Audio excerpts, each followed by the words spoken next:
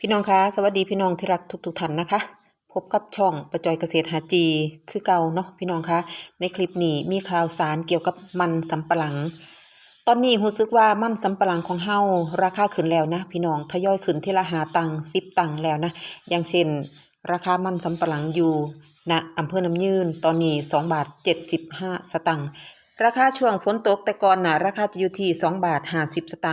ตอนนี้ก็ขึ้นมา2.75 บาทแล้วนะคะบ่รู้ว่าทางบ้านพี่น้องขึ้นกันหรือยังน้อจ้ะ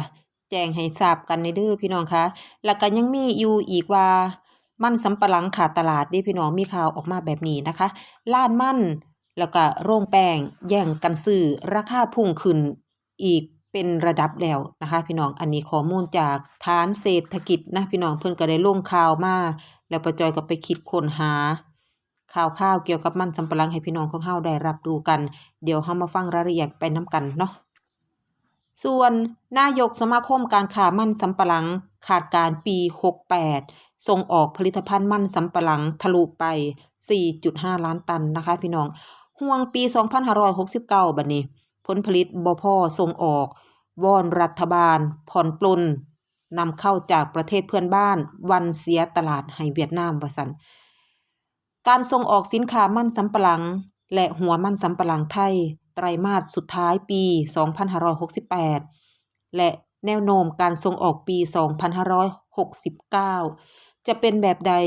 หากรัฐบาลยังปิดตายการนำเข้าหัวมันสดและมันเส้นจากกัมพูชาที่ช่วยดันราคาในประเทศอีกด้านสมาคมมันสำปะหลังกัมพูชาได้เส้นขายหัวมันสดอยู่ที่ 9.5 ล้านตันให้กับเวียดนามแล้วนะคะส่วนทางนายอำนาจสุขประสบผลนายกสมาคมการค้ามันสำปะหลังไทยก็ได้เปิดเผยว่าการส่งออกมันเส้นและมันอัดเม็ดของไทย9เดือนของปี2568ว่ามีปริมาณร่วมกว่า 4.1 ล้านตันนะพี่น้องมูลค่า 23,180 ล้านบาทเพิ่มขึ้น 49%เมื่อเทียบกับช่วงเดียวกันของปีก่อนนะคะซึ่งสูงกว่าที่คาดการไว้ตอนต้นปีขาดทั้งปีนี้ไทยจะส่งออกได้อยู่ที่ 4.5 ล้านตันมีปัจจัยบวกจากราคามันเส้นณเวลานี้สามารถแข่งขันได้กับธัญพืชอื่นๆเช่นข้าวโพดเป็นต้นโดยมีจีนเป็นตลาดหลักส่วนใหญ่ใส่ในการผลิตเอทานอลและยังใส่ในการผลิตอาหารสัตว์ได้ด้วยทำให้ในปีนี้มีมันเส้นขายเข้าสู่อุตสาหกรรมนี้ด้วยนะพี่น้องจาก3ปีก่อนหน้านี้ราคามันเส้นไทยแพงมากเลยทำให้ผู้ใส่ที่เป็นอุตสาหกรรมอาหารสัตว์ของจีนหันไปใส่ธัญพืชอื่นทดแทนนะคะผลิตภัณฑ์มันสำปะหลังที่แข่งขันด้านราคาในตลาดโลกส่วนหนึ่งยอมรับว่ามาจากราคาหัวมันในประเทศต่ำลงซึ่งเป็นสิ่งที่ผู้ส่งออกบ่อยากให้เกิดขึ้นและก็เป็นความเสียใจบ่พอใจเพราะเมื่อเทียบกับไปในหลายปีที่ผ่านมานะเกษตรกรยังขายหัวมันสดได้ในราคาสูงก็อยากให้ทำความเข้าใจกับเกษตรกรที่เข้าใจว่าผู้ส่งออกกดราคาซึ่งยืนยันว่าราคาที่รับซื้อเป็นไปตามราคาตลาดโลกที่ปรับตัวลดลงจริงค่ะสำหรับราคาหัวมันสดเชื้อแป้ง 25% ก็เฉลี่ยกิโลกรัมละ2.75 บาทแล้วนะคะ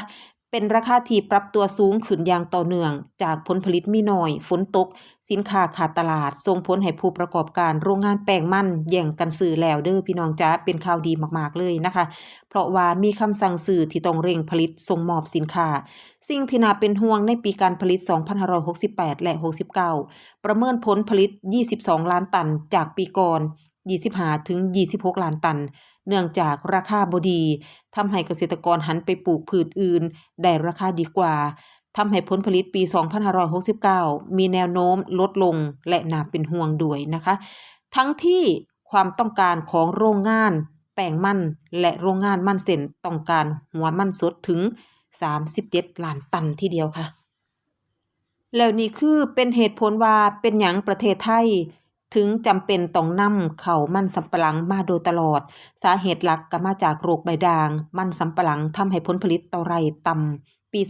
2567ที่ผ่านมาไทยมีการนำเข้าหัวมันสดและมันเส้นจากกัมพูชาและสปป.ลาวกว่า9ล้านตันเลยทีเดียวค่ะพี่น้องแต่ทางคณะผู้สำรวจคาดการณ์ว่ามีมากกว่า10ล้านตันนะคะในปี2569หากหัวมันสดบ่เพียงพอกับการแปรรูปส่งออกและด่านชายแดนไทยกัมพูชายังปิดบ่สามารถนำเข้าได้คาดว่าการส่งออกปีหน้าจะลดลงปัจจุบันกัมพูชาได้ส่งหัวมันสดไปเวียดนามโดยล่าสุดสมาคมมันสำปะหลังแห่งกัมพูชา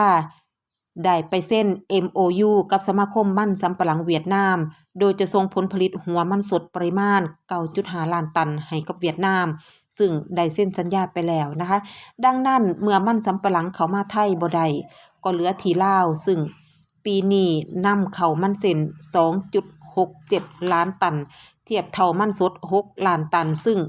มีกระแสข่าวว่ารัฐบาลจะจำกัดฤดูกาลนำเข้าหากรายสุดเข้ามาบ่ได้เลยนะคะเพื่อบ่ให้กระทบกับชาวไร่มันของไทยเฮานะคะเท่ากับว่ามันเส้นจะหดหายไปทำให้เกิดวิกฤตกับโรงงานมันเส้นค่ะทางสมาคมขอให้ภาครัฐผ่อนปรนทีละขั้นตอนถ้าปิดด่านบ่ให้นำเข้าเลยผู้ประกอบการก็เดือดร้อนจะทำให้ไทยเสียตลาดมันเส้นไปซึ่งเป็นเรื่องน่าเสียดายมากๆเลยต่อมาเรามาฟังรายละเอียดเกี่ยวกับราคามันสดเนาะพี่น้องประจำวันที่16พฤศจิกายน2568กันนะคะเปอร์เซ็นต์แป้ง 25% จังหวัดชลบุรีราคาจะอยู่ที่2 บาท 15 สตางค์นะจังหวัดระยองราคาจะอยู่ที่2 บาท 35 สตางค์ค่ะพี่น้องคะจังหวัดฉะเชิงเทราราคาจะอยู่ที่2 บาท 50 สตางค์นะคะจังหวัดสระแก้วราคาจะอยู่ที่2 บาท 45 สตางค์ที่นี่มาถึงจังหวัดอุบลราชธานีอำเภอน้ำยืนของเฮาบริษัทเอี่ยมอีสานนะคะเปอร์เซ็นต์แป้ง 30% ราคาอยู่ที่2 บาท 75 สตางค์นะพี่น้องสำหรับโคราชเด้อพี่น้องจ๊ะโคราชขึ้นราคาแล้วนะคะเมื่อก่อนราคา2 บาทณวันนี้ขึ้นอยู่ที่2 บาท 65 สตางค์ขึ้นมาหลายเลยทีเดียวนะพี่น้องสำหรับโคราชนะคะสำหรับจังหวัดมหาสารคามก็ขึ้นคือกันนะพี่น้องราคาเมื่อก่อน2 บาท 50 สตางค์ณวันนี้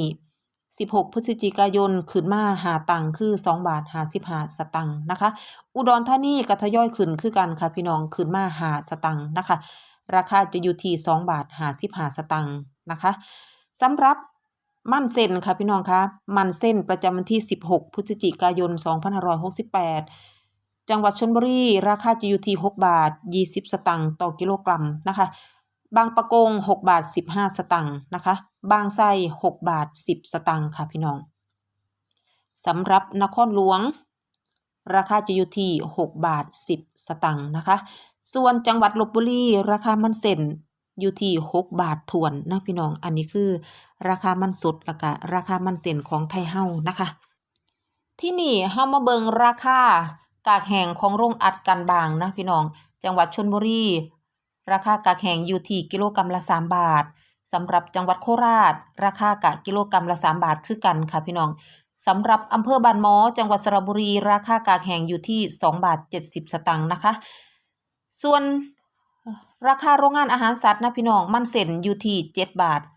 30 สตางค์ต่อกิโลกรัมนะคะมันเม็ดราคาจะอยู่ที่6 บาท 90 สตางค์ต่อกิโลกรัมนะคะ